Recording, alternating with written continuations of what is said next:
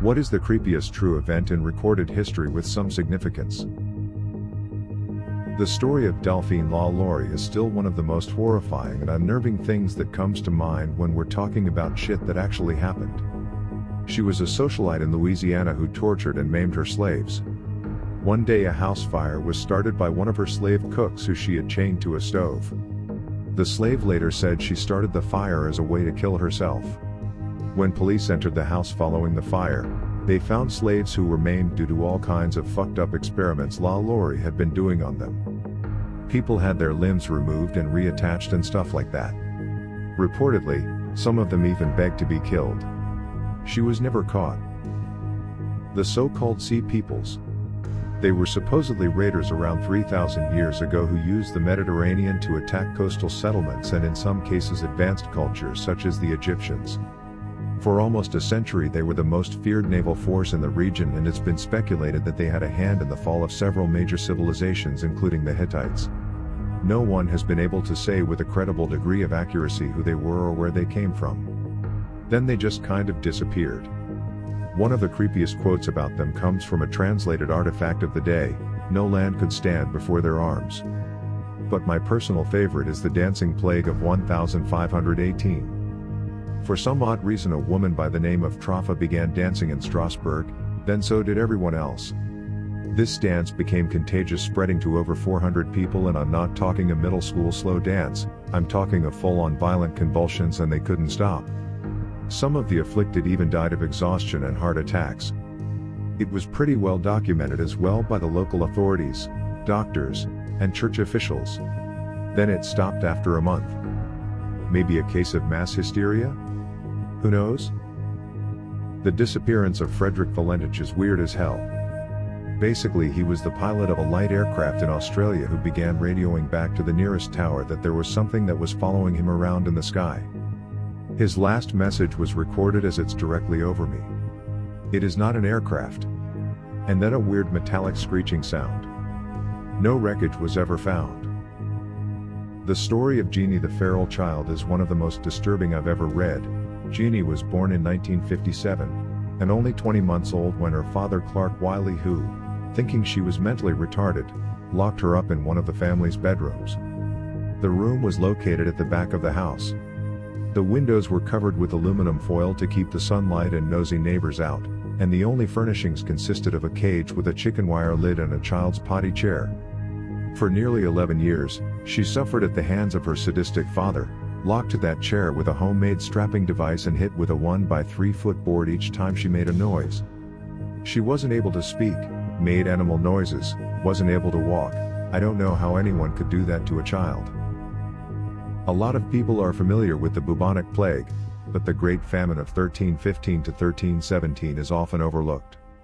It's thought to have spawned the fairy tale story of Hansel and Gretel because people were quite literally abandoning and or eating children in their desperation to find food. Many people turned to cannibalizing the dead or dying. Millions still died from starvation. Not really any significance, but the silent twins. The twins had a long-standing agreement that if one died, the other must begin to speak and live a normal life. During their stay in the hospital, they began to believe that it was necessary for one twin to die, and after much discussion, Jennifer agreed to be the sacrifice. In March 1993, the twins were transferred from Broadmoor to the more open Caswell Clinic in Bridgend, Wales. On arrival, Jennifer could not be roused. She was taken to the hospital where she died soon after of acute myocarditis, a sudden inflammation of the heart. There was no evidence of drugs or poison in her system, and her death remains a mystery. On a visit a few days later, Wallace recounted that June was in a strange mood. She said, "I'm free at last, liberated, and at last Jennifer has given up her life for me." The Tuskegee Experiment. In 1932, poor black people in the United States were purposefully infected with syphilis by the government. Then the disease was allowed to run rampant even when a cure was available, and the researchers just recorded all the shitty things that happened to the victims. In the 60s, a whistleblower called for the study to be terminated, but the CDC argued that it was important to continue the study until all subjects have died. During the following years, Peter Buxton's activism brought so much negative attention onto the study that they were forced to end it in 1972 with 74 of the 399 original subjects as survivors. Hinterkaifeck. A few days prior to the crime, farmer Andreas Gruber told neighbors about discovering footprints in the snow leading from the edge of the forest to the farm, but none leading back. He also spoke about hearing footsteps in the attic and finding an unfamiliar newspaper on the farm. Furthermore, the house keys went missing several days before the murders, but none of this was reported to the police. 6 months earlier, the previous maid had left the farm, claiming that it was haunted. The new maid, Maria Baumgartner, arrived on the farm on 31st of March, only a few hours before her death. Exactly what happened on that Friday evening cannot be said for certain. It is believed that the older couple, as well as their daughter Victoria and her daughter Casilia, were somehow all lured into the barn one by one, where they were killed. The perpetrators then went into the house where they killed 2-year-old Joseph, who was sleeping in his cot in his mother's bedroom, as well as the maid, Maria Baumgartner, in her bedchamber. On the following Tuesday, the 4th of April, some neighbors went to the farmstead because none of the inhabitants had been seen for several days, which was rather unusual. The postman had noticed that the post from the previous Saturday was still where he had left it. Furthermore, young Casilia had not turned up for school on Monday, nor had she been there on Saturday.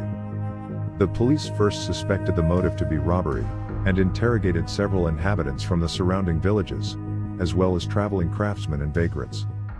The robbery theory was, however, abandoned when a large amount of money was found in the house. It is believed that the perpetrators remained at the farm for several days. Someone had fed the cattle, and eaten food in the kitchen. The neighbors had also seen smoke from the chimney during the weekend, and anyone looking for money would have found it.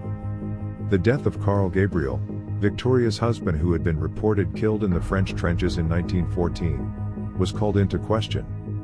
His body had never been found. The following day, on the 5th of April, court physician Dr. Johann Baptist Aumüller performed the autopsies in the barn. It was established that a pickaxe was the most likely murder weapon. The corpses were beheaded, and the skulls sent to Munich, where clairvoyants examined them without result. The autopsy also showed that the younger Casilia had been alive for several hours after the assault. Lying in the straw, next to the bodies of her grandparents and her mother, she had torn her hair out in tufts. The history of Burkittsville, Maryland is particularly creepy. In the late 1700s, Irish immigrant lady was accused of bloodletting some children and was banished as a witch. She was presumed to have died of exposure in the woods. Some decades later, witnesses reported a ghostly hand pulling a young girl into a creek, drowning her. The creek was noted to be clogged with oily bundles of sticks for some time after. In the 1880s, a young girl claimed to have been led into a house in the woods by an old woman whose feet never touched the ground. The old woman told the girl to stay put and that she would be right back. Hours went by, the old woman did not come back, and the young girl ran home terrified. Now let me tell you about Coffin Rock. It's the creepiest part of this whole thing. You see, when the girl went missing, a search party was dispatched to find her, but unlike the girl, they did not come back. So they sent a second search party to find them. The original search party's bodies were found on Coffin Rock, tied together in a star shape with strange markings cut into their flesh. The bodies mysteriously disappeared by the time police arrived. In the 1940s, a hermit living in the woods killed 6 or 7 children, claiming an old lady ghost forced him to do it. He would usually take 2 kids at a time, forcing one to stand facing the corner while he killed the other. He was arrested, tried, and hanged. Fast forward to 1994. 3 student filmmakers venture into the woods to make a documentary about these events. They were never seen again, but a year later their footage was found buried deep in the foundation of a colonial-era house. The history of... Please don't forget to like and subscribe.